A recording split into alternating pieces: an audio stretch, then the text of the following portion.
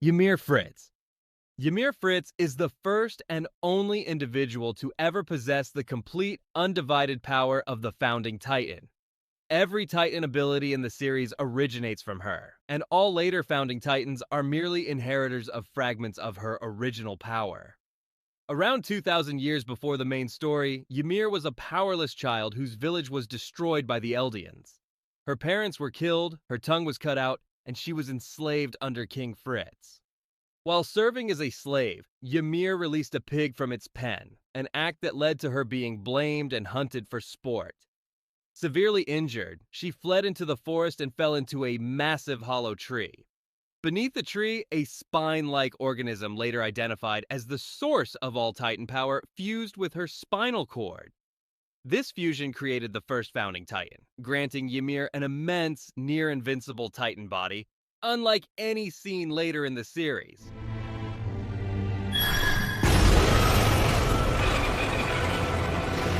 After gaining this power, Ymir returned to King Fritz and continued serving him.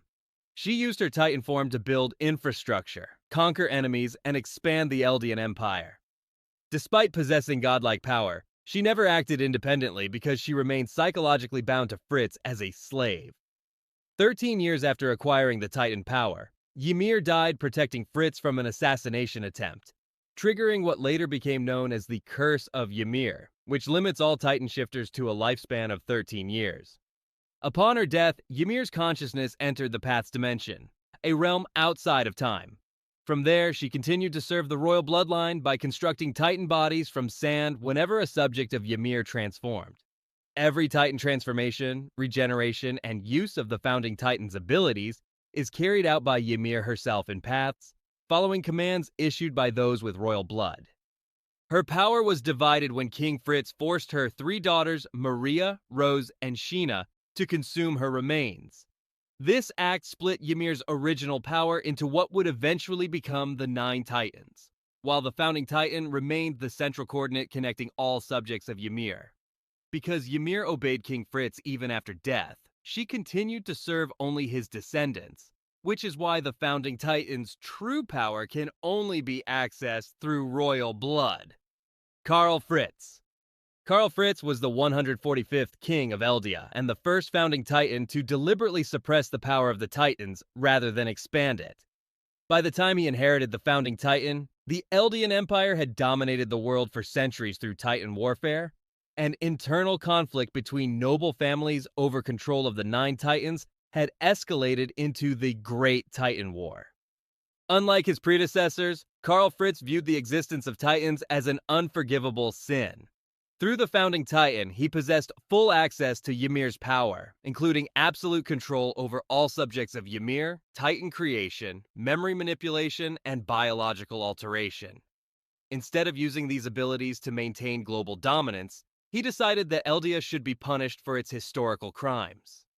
Karl secretly conspired with the Tiber family, holders of the Warhammer Titan, to orchestrate the collapse of the Eldian Empire. Together, they fabricated the legend of a Marleyan hero named Helos, who was credited with defeating Eldia. While the world believed Eldia was overthrown, Karl voluntarily retreated to Paradis Island with a large population of Eldians and several non-Eldian bloodlines.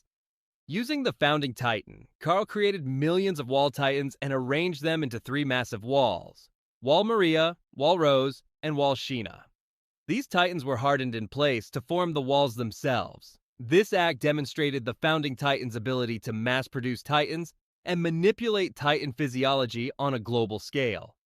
After establishing the walls, Karl used the Founding Titan's memory-altering power to erase knowledge of the outside world from nearly all subjects of Ymir on Paradis.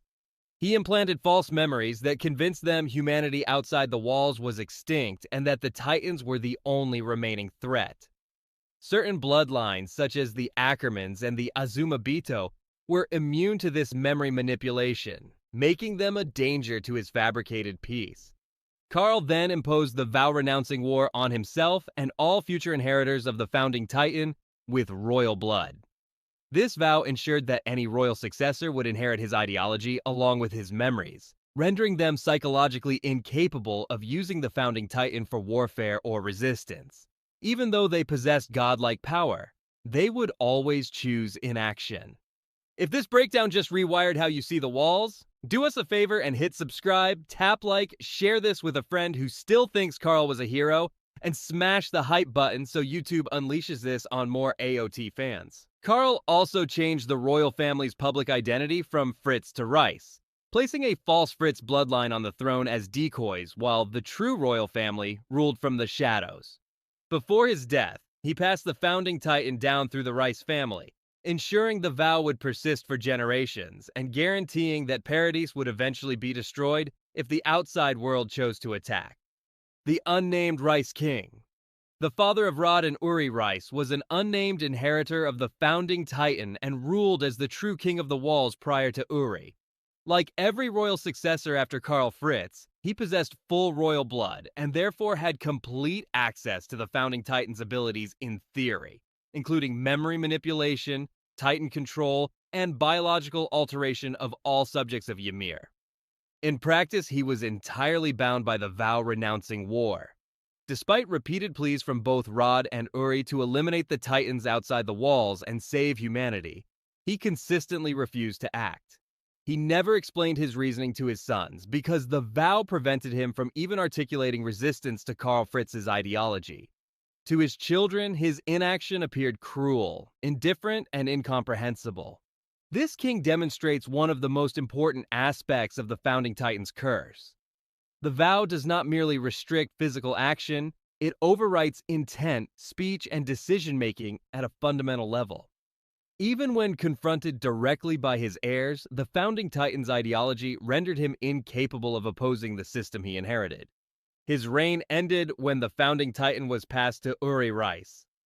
The moment this transfer occurred, the same ideological paralysis manifested in Uri, confirming that the will of Karl Fritz was not tied to any single individual, but permanently embedded into the Founding Titan itself. Uri Reiss.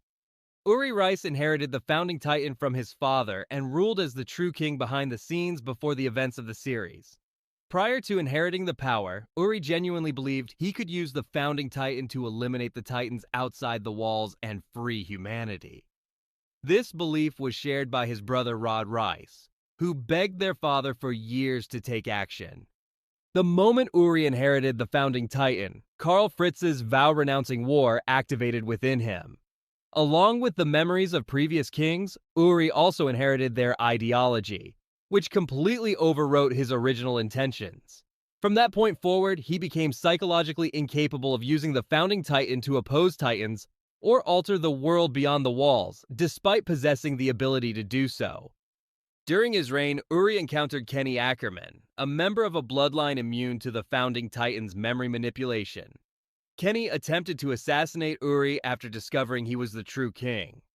Despite having the power to kill him instantly, Uri chose restraint. He apologized to Kenny for the persecution of the Ackermans and acknowledged the cruelty of the world he was helping maintain. 我々がアッカーマン一族にもたらした迫害の歴史を考えれば、君の恨みはもっともだ。だが、私は今死ぬわけにはいかないんだ。This encounter revealed a critical limitation of the Founding Titan. Even with absolute power over most Eldians, Uri could not control or manipulate Ackermans. This immunity is one of the reasons Karl Fritz viewed their bloodline as a threat to his ideology and ordered their suppression in earlier generations. Following this meeting, Uri ended the official persecution of the Ackermans and formed a close bond with Kenny. As Uri's 13-year term neared its end, the Curse of Ymir rapidly aged his body, severely weakening him. Despite knowing his time was short, he made no attempt to change the world or resist the vow. Uri passed the Founding Titan to his niece, Frieda Reiss, continuing the unbroken chain of royal successors bound by Karl Fritz's will. Frieda Reiss. Frieda Reiss inherited the Founding Titan from Uri Reiss and became the next true ruler of the walls. Unlike most of her predecessors, Frieda was young, compassionate, and initially believed she could overcome Karl Fritz's ideology and use the Founding Titan to protect humanity. However, her inheritance followed the same pattern as every royal successor before her. Upon gaining the Founding Titan, Frieda immediately inherited the memories and will of Karl Fritz. While she retained her own personality in everyday life, the First King's ideology surfaced whenever the Founding Titan's power was invoked. This caused sudden shifts in her demeanor, during which she spoke and acted as if Karl Fritz himself were present. Frieda frequently erased Historia Reiss's memories after interacting with her. This was done to protect Historia's identity as a royal descendant and to prevent her from becoming entangled in the responsibilities of the Founding Titan.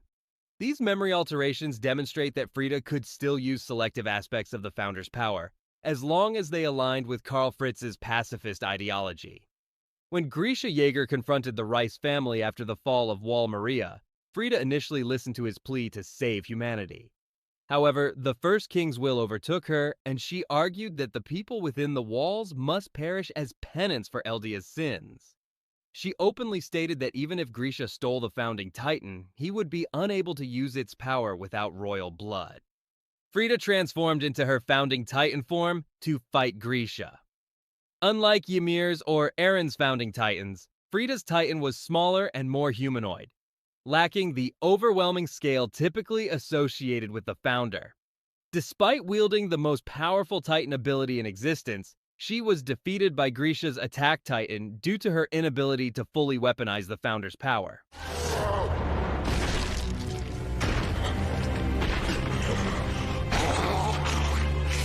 Her death marked the collapse of the royal family's exclusive control over the Founding Titan.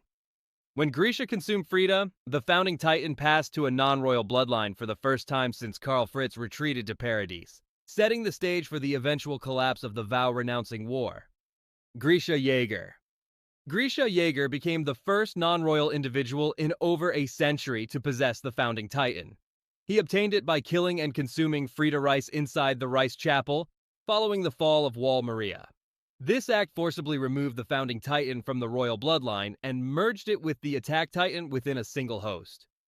Despite possessing the Founding Titan, Grisha could not access its true power. Without royal blood, he was unable to command Ymir directly or activate abilities such as mass memory manipulation, Titan control, or biological alteration. This limitation demonstrates that inheriting the Founding Titan alone is insufficient to wield its abilities. Grisha's role as a Founding Titan was transitional rather than functional. His purpose was not to rule or reshape the world, but to act as a conduit through which the Founding Titan could be transferred to Eren Yeager. He held the power only briefly and never transformed into a Founding Titan form. Even though Grisha lacked access to the Founder's abilities, his possession of the Attack Titan allowed him to see future memories from his successors. This unique ability enabled future Eren to influence Grisha's actions, particularly during the massacre of the Reiss family. Grisha's decision to kill Frieda and seize the Founding Titan was reinforced by memories sent back from Eren, creating a closed causal loop. After obtaining the Founding Titan, Grisha immediately sought out Eren and forced him to inherit both the Attack Titan and the Founding Titan. This ensured that the Founder would pass to someone who, under the right conditions, could bypass the royal blood restriction. Grisha's tenure as a Founding Titan ended almost as soon as it began. His inability to use the Founder highlights a key rule of the Titan system. The Founding Titan's power is absolute, but only when royal blood or specific contact conditions allow direct access to Ymir in paths. Eren Yeager. Eren Yeager is the final and most complete wielder of the Founding Titan's power since Ymir Fritz. After gaining Ymir's allegiance in paths, Eren became the first non-royal individual to fully activate the Founding Titan without restriction.